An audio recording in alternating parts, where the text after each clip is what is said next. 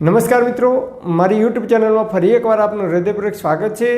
આજનો ટોપિક છે મિત્રો કે આજથી લગભગ 8 વર્ષ પહેલાંની વાત છે, મારી પોતાની। હું જ્યારે ડૉક્ટર પાસે ગયો ત્યારે ડૉક્ટરે મારું બીપી ચેક કર્યું અને મને કહ્યું કે તમને બીપીની તકલીફ છે, તમારે બીપીની ગોળી ગળવી પડશે। ડૉક્ટરે બીપીની ગોળી મને લખીને આપી અને કહ્યું કે તમારે આ ગોળી નિયમિત ગળવાની, અને એમણે એ પણ કહ્યું કે તમારા ઘરમાં કોઈને બીપીની તકલીફ હતી? તો મેં કહ્યું હા, મારા ફાધર એટલે કે મારા બાપાને બીપીની તકલીફ હતી। તો એમણે કહ્યું કે તમને વારસાગતમાં આવી છે તો તમારે બીપીની ગોળી નિયમિત ગળવાની। આજની તારીખમાં 8 વર્ષ થઈ ગયા આ વાતને, હું ક્યારેય બીપીની ગોળી ગળી જ નથી અને જિંદગીમાં જીવ ત્યાં સુધી ગળવાનો પણ નથી। છતાં પણ મને ક્યારેય હાઈ બીપીની તકલીફ નહીં થાય કે ડાયાબિટીસની તકલીફ નહીં થાય કે કોલેસ્ટ્રોલનો પ્રોબ્લેમ નહીં આવે। આજની તારીખમાં 54 વર્ષ થયા મને, છતાં નો ડાયાબિટીસ, નો હાઈ બીપી, નો કોલેસ્ટ્રોલનો પ્રોબ્લેમ। મને પગમાં કળતર થતી નથી, પગમાં નસ પકડાતી નથી, માથું દુખતું નથી, પગમાં કળતર થતી નથી અને રાત્રે ઘસઘસાટ ઊંઘ આવે છે। તો કેવી રીતે? તો જ્યારથી મને સમજણ પડી કે આપણા શરીરમાં રોગ કેવી રીતે ઉત્પન્ન થાય છે, ત્યારથી મેં આયુર્વેદના પુસ્તકો લાવ્યા અને આયુર્વેદના ગ્રંથોની અંદર આપણા ઋષિઓએ જે અદ્ભુત વર્ણન કર્યું છે કે આપણે કયા કયા નિયમોનું પાલન કરવું જોઈએ, અને મેં ત્યારથી મારા જીવનમાં એક અદ્ભુત પરિવર્તન કર્યું। આપણા ઋષિઓએ જે આયુર્વેદના ગ્રંથોમાં લખ્યું છે એ પ્રમાણે મેં મારી જીવનશૈલી બદલી નાખી, ખોરાકમાં પરિવર્તન કર્યું, મેં આયુર્વેદિક લાઈફસ્ટાઈલ જીવવાની શરૂઆત કરી। ત્યારથી આજ દિવસ સુધી મને કોઈ તકલીફ થઈ નથી। એટલે હું તમને એવું નથી કહેતો કે તમે જો બીપીની ગોળી ગળતા હો તો તમે ગળવાનું ચાલુ જ રાખજો। આ માત્ર ને માત્ર મારા માટે જ છે, કારણ કે હું ચુસ્તપણે આયુર્વેદના નિયમોને ફોલો કરું છું। કુદરતે જે નિયમો બનાવે છે, પ્રકૃતિએ જે નિયમો બનાવે છે, એ નિયમોને હું ચુસ્તપણે પાલન કરું છું, અને એટલા માટે આ વાત માત્ર મને જ લાગુ પડે છે। તમને માત્ર હું એક સંદેશો આપવા માગું છું કે આવું પણ થઈ શકે જો તમે આયુર્વેદને ફોલો કરો તો। તો જે લોકો આ વિડીયો જોવે છે અને મારા સંબંધી છે, મને નજીકથી ઓળખે છે, એમને ખબર છે કે હું આજની તારીખમાં પણ કોઈ પણ પ્રકારની ગોળી લેતો નથી। એ મને ઓળખે છે, એટલે હું આ વિડીયોમાં એક પણ વસ્તુ ખોટું બોલતો નથી। ઈશ્વરને સાક્ષી માનીને સાચું કહું છું। કેમ નથી ગળતો અને કેમ નથી ગળવાનો, જિંદગીમાં કેમ નહીં થાય એ પણ તમને કહી દઉં, કારણ કે હું આયુર્વેદિક લાઈફસ્ટાઈલ અપનાવી છે ત્યારથી મને કોઈ પણ પ્રકારની બીમારી થઈ નથી। આજથી 8 વર્ષ પહેલાંની વાત છે, જ્યારે હું એક્ટિવા લઈને જતો હતો ત્યારે હું સ્લીપ ખાઈ ગયો એક્ટિવા અને અથડાયું, એટલે હું ગભરાઈ ગયો હતો। મારા શરીરમાં એકદમ ધ્રુજારી ઉત્પન્ન થઈ ગઈ હતી, અને એ વખતે મને મારા મિત્રો હતા એ નજીકના ડૉક્ટર પાસે લઈ ગયા। ડૉક્ટર સૌથી પહેલાં એક જ વસ્તુ ચેક કરે છે, બીપી। જેવા ગયા એવા તરત ફૂસફૂસ કરી અને તરત બીપી ચેક કર્યું। હવે હું પડી ગયો હતો એટલે ગભરાયેલો હતો, મારા ધબકારા એકદમ વધી ગયા હતા, અને એ વખતે બીપી ડૉક્ટરે ચેક કર્યું તો સીધી વાત છે કે તમારે બીપી હાઈ આવવાનું જ છે, સવાલ જ નહીં। તમારે ચેક કરવું હોય તો કરી જોજો। તમે સવારે કોઈ માણસ નાવા બેસે શિયાળાની અંદર, અત્યારે એ માણસને તમે બીપીનું મશીન લગાવી દેવાનું અને માથા ઉપર એક ડોલ ઠંડુ પાણી વેડી દેવાનું, એક ડોલ ભરીને ઠંડુ પાણી રેડવાનું, એનું બીપી હાઈ થઈ જશે। 180, 200 કે 250 સુધી એનું બીપી પહોંચી જશે, છતાં એ માણસને કોઈ તકલીફ થતી નથી, કારણ કે આયુર્વેદ કહે છે કે આપણું બોડી છે એને કંટ્રોલ કરવાનું કામ કરે છે। અમુક સમય સુધી એ જાતે કંટ્રોલ કરે છે, જ્યાં સુધી આપણા શરીરમાં નળીઓ બ્લોક થતી નથી, કોલેસ્ટ્રોલ એટલે કે ખરાબ કચરો, ખરાબ ગંદકી જમા થતી નથી, ત્યાં સુધી આપણું બોડી છે એને મેન્ટેન રાખવાનું, એને કંટ્રોલ કરવાનો પ્રયત્ન કરે છે। અને એ જ રીતે તમારે જોવું હોય તો જુઓ, કોઈ પણ માણસ હોય એ તમે 5 માળની કે 4 માળની બિલ્ડિંગ ચડીને જશો અને પછી બીપી ચેક કરશો તો તમારું બીપી સ્વાભાવિક છે વધારે આવવાનું જ છે। તમે હસતા હસતા, રમતા રમતા, ખેલતા ખેલતા, આનંદ કરતાં કરતાં ડૉક્ટરને કહો કે સાહેબ બીપી ચેક કરજો, એકદમ નોર્મલ આવશે। પણ તમે બીપી ચેક કરાવવા જઈ રહ્યા છો ને તમને ટેન્શન આવે છે, અંદરથી ધબકારા વધી જાય છે, તો ચોક્કસ તમારું બીપી જે છે એના કરતાં હાઈ આવવાની શક્યતાઓ વધી જાય છે।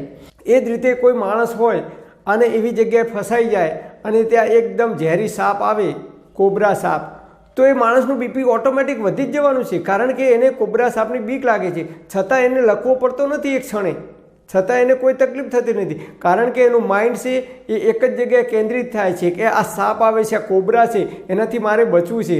હું બારી તોડીને કૂદકો મારું કે કેવી રીતે હું કૂદકો મારી અને આ સાપથી બચું છે, એનું માઇન્ડ હોય છે, એ માઇન્ડ એક જ વિચાર કરે છે કે આ સાપથી મારે કેવી રીતે બચવું। એટલે એ માણસનું માઇન્ડ બીજી તરફ વળ્યું હોય છે, એટલે એ માણસને એ વખતે તમારે બીપી ચેક કરવું હોય તો એકદમ હાઈ બીપી હોય છે, એના ધબકારા વધી ગયા હોય છે, છતાં એને કોઈ તકલીફ થતી નથી. આપણું શરીર છે એ વાત, પિત્ત અને કફ 3 દોષોથી બનેલું છે. હવે વાત એટલે શરીરમાં જે વાયુ વધી જાય છે એ વાતની વાત નથી કરતા.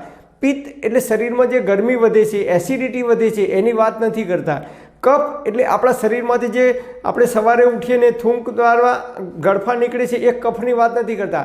પરંતુ આયુર્વેદ કહે છે કે આપણું શરીર વાત, પિત્ત, કફ એટલે કે શારીરિક અને માનસિક બંને બંધારણ છે, એને સંયુક્ત, બંનેનું જે સંયુક્ત બંધારણ છે એને વાત પ્રકૃતિ કહેવામાં આવે છે, એને કફ પ્રકૃતિ કહેવામાં આવે છે, એને પિત્ત પ્રકૃતિ કહેવામાં આવે છે. બોડીની સાથે આપણા મનના વિચારોને પણ એની સાથે જોઈન્ટ કર્યા છે, જોડેલા રાખ્યા છે. ક્યારેક તમને માથું ચડ્યું હોય, જબરજસ્ત માથું ચડ્યું હોય, ભયંકર લપકારા મારતા હોય, એ દિવસે તમને ખાવાનું નહીં ભાવે, તમને ખાવાનું મન નહીં થાય. કેમ? માથું ચડ્યું છે તો બોડી સાથે શું લેવા દેવા? આપણા પેટને પણ મન સાથે સંબંધ છે. જ્યારે આપણને મનગમતી વસ્તુ કંઈ આપણે જોઈએ ખાવાની તો તરત જ મનમાં પાણી આવે છે, એની ઈચ્છા જાગૃત થાય છે એ વસ્તુ ખાવાની. કેમ?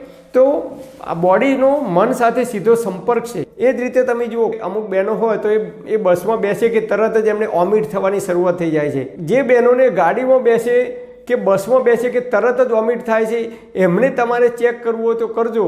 એ બપોરે દાળ, ભાત, શાક, રોટલી જે કંઈ ભોજન હોય મનગમતું એ ભોજન પેટ ભરીને જમી લે અને 5 કે 10 મિનિટ પછી તમારે એમને કહેવાનું કે તમારા દીકરા કે દીકરીને એક્સિડન્ટ થયો છે અને અમદાવાદ કે રાજકોટ દાખલ કર્યો છે હોસ્પિટલમાં. એ બેન મહેસાણાથી અમદાવાદ કે રાજકોટ કે જામનગર બસમાં મુસાફરી કરશે, છતાં એમને વોમિટ નહીં થાય, નહીં થાય ને નહીં થાય. કેમ નહીં થાય? કારણ કે એમનું મન છે એમના દીકરા જોડે પહોંચી જાય છે કે મારા દીકરાને કેટલું વાગ્યું છે, કેવી રીતે એક્સિડન્ટ થયો છે, એનો પગ ભાગી ગયો છે, હાથ ભાગી ગયો છે, માથાના ભાગે ઈજા થઈ છે, કેટલું વાગ્યું છે. એમનું જે મન છે એ એમના દીકરા જોડે પહોંચી જાય છે અને સતત વિચારો કરે છે. અને એટલા માટે એમને પેટ ભરીને ખાધું છે છતાં એમને વોમિટ થતી નથી. એ મનનું કારણ છે. વાત, પિત્ત, કફ શારીરિક અને માનસિક બંનેનો સંયોગ છે.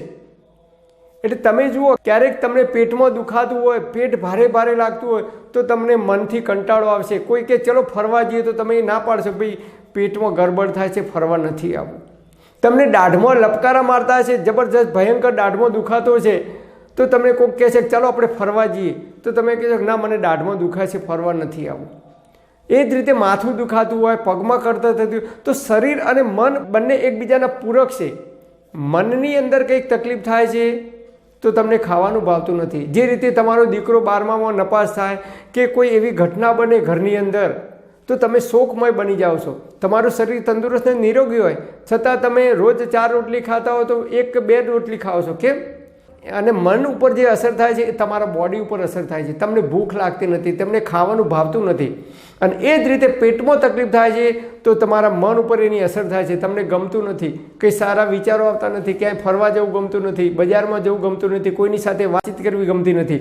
આમ આયુર્વેદ કહે છે કે મન અને શરીર એકબીજાના પૂરક છે. એટલે મન ઉપર અસર થાય એ બોડી ઉપર પણ અસર થાય છે, અને બોડી ઉપર અસર થાય એ મન ઉપર સીધી અસર થાય છે. અને ગમે ત્યારે કોઈ પણ વ્યક્તિને એક્સિડન્ટ થાય અને તરત તમે એનું બીપી ચેક કરાવશો તો હાઈ આવશે ને આવશે. અથવા કોઈનો એકનો એક દીકરો હોય કે દીકરી હોય ને એને એક્સિડન્ટ થાય અને એના સમાચાર મળે તો એની મમ્મીને કે એના પપ્પાને તમારે જુઓ તો બીપી હાઈ થઈ જશે. ઘણીવાર તમે જુઓ તો અમુક બેન હોય તો એકદમ બેભાન થઈ જાય છે. એના માત્ર સોંભળે છે કે એના એકના એક દીકરાને એક્સિડન્ટ થયો અને હોસ્પિટલમાં દાખલ કર્યો તો એમને આંખે અંધારા આવે છે. કારણ કે એમના મન ઉપર એની અસર થાય છે. એ વિચારોની, એમના દીકરાને જે એક્સિડન્ટ થયો છે એમના મન ઉપર અસર થાય છે, અને એના મન ઉપર અસર થાય છે ત્યારે એમનું બોડી પણ કામ કરતું નથી. બીપી હાઈ લો થવાની શરૂઆત થઈ જાય છે. કાં તો બીપી લો થઈ જાય છે અથવા બીપી હાઈ થઈ જાય છે થોડીક ક્ષણો માટે, થોડાક કલાક માટે. એટલે અમુક વખત એવા બહેનોને દવાખાને પણ દાખલ કરવાની જરૂર પડે છે. તો મન અને શરીર બંને એકબીજાના પૂરક છે. એટલે મન જો પ્રફુલ્લિત હશે તો એ ખોરાકનું પણ યોગ્ય રીતે અને સમયસર પાચન થશે. તો વાત, પિત્ત, કફનું બેલેન્સ આપણા શરીરમાં રહેશે તો આપણે તંદુરસ્ત અને નિરોગી રહી શકીશું. તો એના માટે તમારે આયુર્વેદિક લાઈફસ્ટાઈલ અપનાવવી પડશે. એમાંના કેટલાક નિયમો તમને કહી દઉં. નંબર 1, બરાબર કકડીને ભૂખ લાગે ત્યારે જ ભોજન કરવું, ભૂખ ના લાગે તો ક્યારેય ખાવાનું નહીં. નંબર 2, ખૂબ ચાવીને ભોજન કરવાનું. નંબર 3, જ્યારે પણ ભોજન કરો ત્યારે હંમેશા પલોઠી વાળીને સુખાસનમાં બેસીને ભોજન કરવાનું. નંબર 4, ભૂખ કરતાં હંમેશા ઓછું ખાવાનું. નંબર 5, જમ્યા પછી હંમેશા વજ્રાસનમાં બેસો, અથવા બપોરનો સમય હોય તો તમે ડાબા પડખે સૂઈ જાઓ.